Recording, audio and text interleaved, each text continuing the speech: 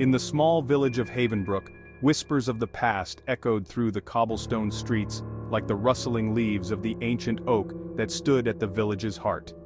It was said that generations ago, a woman named Ilara had been accused of witchcraft. On the day of her execution, she had cursed the village, her voice carrying a chilling promise of vengeance. "One day, your descendants will feel the weight of my suffering, and your bloodline will pay for the sins of this day." Years passed and the curse became a legend, a tale told to scare children into obedience. Life went on, with no sign of Ilara's promised vengeance. But legends, it seemed, had a way of lingering in the shadows, waiting for the perfect moment to emerge. As the current mayor of Havenbrook, I had grown up with these stories, dismissing them as mere superstition. But when strange and deadly events began to plague our village, I couldn't ignore the eerie feeling that Ilara's curse was more than just a story. It started with the livestock. Cows were found dead, their bodies unnaturally twisted. Then, the crops began to wither, despite the favorable weather. The worst came when people started falling ill with a mysterious disease that no doctor could diagnose. Desperate to save my village, I called a meeting in the town square. The atmosphere was tense as the villagers gathered, their faces etched with fear and suspicion. "We need to find a way to lift this curse," I declared, hoping to inspire a sense of unity and purpose. "Our ancestors may have wronged Ilara, but we cannot let her vengeance destroy us." Among the crowd, an old woman named Agnes stepped forward. She was the village historian, keeper of our past. "There is a way," she said, her voice trembling.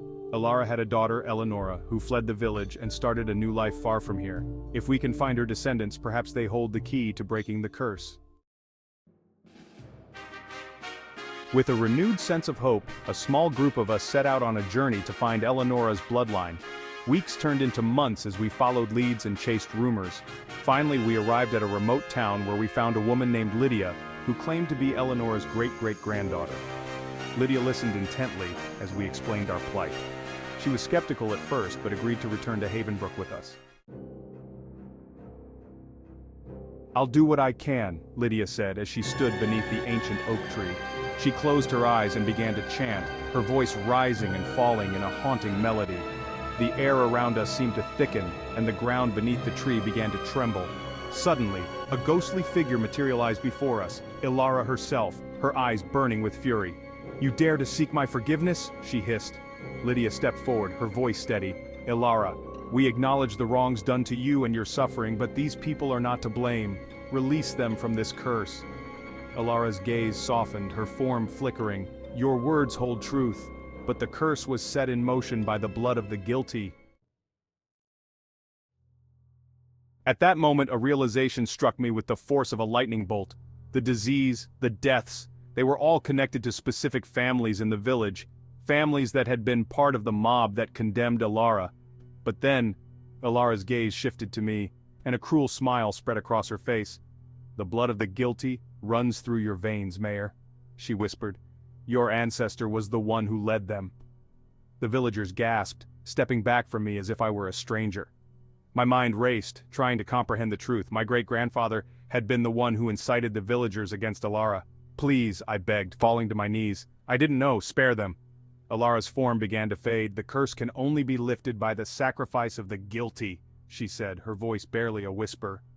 With that, she vanished, leaving the village in stunned silence. The weight of her words settled on me like a shroud. I knew what had to be done. To save my village, I had to pay for the sins of my ancestor. As I took a deep breath and made my way to the ancient oak, I felt a strange sense of peace. The villagers watched in sorrowful silence as I stood beneath the tree. Lydia approached, her eyes filled with tears. "Are you sure?" she asked softly. I nodded. "It's the only way." With a final heartfelt plea for forgiveness, I embraced my fate, knowing that my sacrifice would free Havenbrook from the curse. As the life drained from me, I saw the villagers' faces, no longer marked by fear, but by hope and gratitude. In my final moments, I realized the true twist of Ilara's curse. It was not just about vengeance, it was about redemption and the power of acknowledging and righting the wrongs of the past. As my vision faded, I felt a profound connection to my village, knowing that my death would ensure its future. And so the curse was lifted, not by the actions of a witch, but by the sacrifice of a descendant who chose to atone for the sins of his forebear.